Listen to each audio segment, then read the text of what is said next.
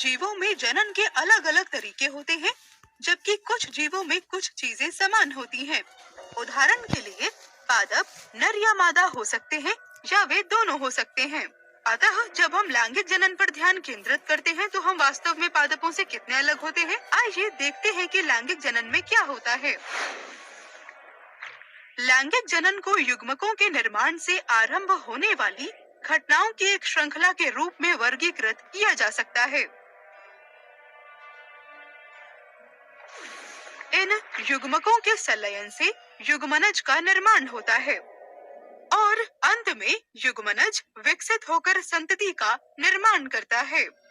इस प्रकार लैंगिक जनन के पूरे चक्र के दौरान घटित होने वाली घटनाओं को निम्न प्रकार से वर्गीकृत किया जा सकता है: निषेचन पूर्व घटनाएं, निषेचन और निषेचन पश्चात घटनाएं। निषेचन पूर्व घटनाएं युग्मक जनन द्वारा शुरू होती हैं, जो कि नर और मादा युग्मकों के निर्माण की प्रक्रिया है। कुछ शैवाल ऐसे युग्मक उत्पन्न करते हैं जो संरचनात्मक रूप से समान होते हैं। ऐसे युग्मकों को समयुग्मक कहा जाता है। शैवाल जैसे अगुणित जीवों में युग्मक समसूत्री विभाजन द्वारा निर्मित होते हैं। मानव जैसे द्विगुणित जीवों में युग्मक अर्धसूत्री कोशिका के अर्धसूत्री विभाजन द्वारा निर्मित होते हैं। मानव विषम युग्मक नामक असमान युग्मक उत्पन्न करते हैं। यहाँ मादा युग्मक को अंडाणु या अंड कहा जाता है, जबकि नर युग्मक को शुक्राणु कहा जाता है। मानव को एक लिंगी जीव कहा जाता है क्योंकि नर और मादा जनन अंग दोनों में अलग अलग होते हैं।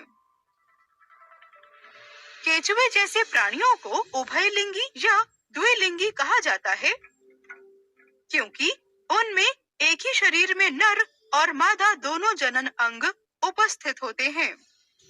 चीड़ जैसे पादपों में नर और मादा दोनों के जनन अंग अलग अलग होते हैं, लेकिन वे दोनों एक ही पादप में पाए जाते हैं। इसलिए उन्हें एक लिंगाश्रयी पादप के रूप में जाना जाता है, जबकि मार्केंशिया एक पृथक लिंगी पादप है क्योंकि इसमें नर और मादा थैलस या युग्म कोभिद पृथक रूप से मौजूद होते हैं। नर युग्म कोभिद शुक्राणु या पुंमणु उत्पन्न करते हैं, जो जल के माध्यम से मादा युग्म कोभिद की ओर जाते हैं। इसी प्रकार अन्य पादपों में परागकोश में उत्पन्न होने वाले पराग कणों को परागण नामक प्रक्रिया में अंडक के वर्तिकाग्र में स्थानांतरित कर दिया जाता है।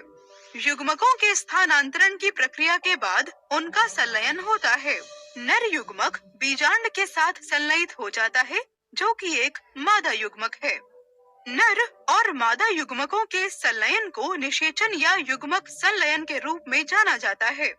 चूंकि निषेचन की प्रक्रिया पादप शरीर के भीतर होती है, इसीलिए इसे आंतरिक निषेचन कहा जाता है। मानव जैसे प्राणियों की स्थिति में भी कुछ ऐसा ही होता है, जहां जीव के भीतर निषेचन होता है और इस प्रकार यह आंतरिक निषेचन कहलाता है। मछली और अन्य उभयचरों में जीव के शरीर के बाहर निषेचन होता है और इस प्रकार के निषेचन को बाह्य निषेचन कहते हैं। शहद की मक्खियां जनन के एक विशेष तरीके का प्रदर्शन करती हैं, जिसमें मादा युग्मक निषेचन की प्रक्रिया के बिना ही नई संतति के रूप में विकसित होता है। इस घटना को अनिषेक जनन कहा जाता है। निषेचन के बाद युग्मनज से स्वतंत्र जीवों का विकास होता है। किसी जीव का विकास मादा जनक के शरीर के बाहर होता है या फिर उसके अंदर। इस आधार पर जंतुओं को अंडप्रजक और जरायुज प्राणियों में वर्गीकृत किया जाता है। उभयचर जैसे अंडप्रजक जंतुओं में निषेचित अंडे टेडपोल में परिवर्तित हो जाते हैं। ये टेडपोल परिवर्तन से गुजरते हैं और अंत में प्रौढ़ जीव के रूप में विकसित होते हैं। मानव जैसे जरायुज प्राणियों में भ्रूणोभद्व के माध्यम से मादा शरीर के भीतर नवजात का विकास होता है। विकास की एक निश्चित अवस्था प्राप्त करने के पश्चात नवजात मादा के शरीर से बाहर आ जाता है। पुष्पी पादपों में बाह्य दल पुंज और पुंकेसर निषेचन के बाद मुरझा जाते हैं और अंडाशय फल का निर्माण करते हैं। इस प्रकार निर्मित होने वाला फल संतति अर्थात बीज के पूर्वगामी को चारों ओर से घेर लेता है। सारांश।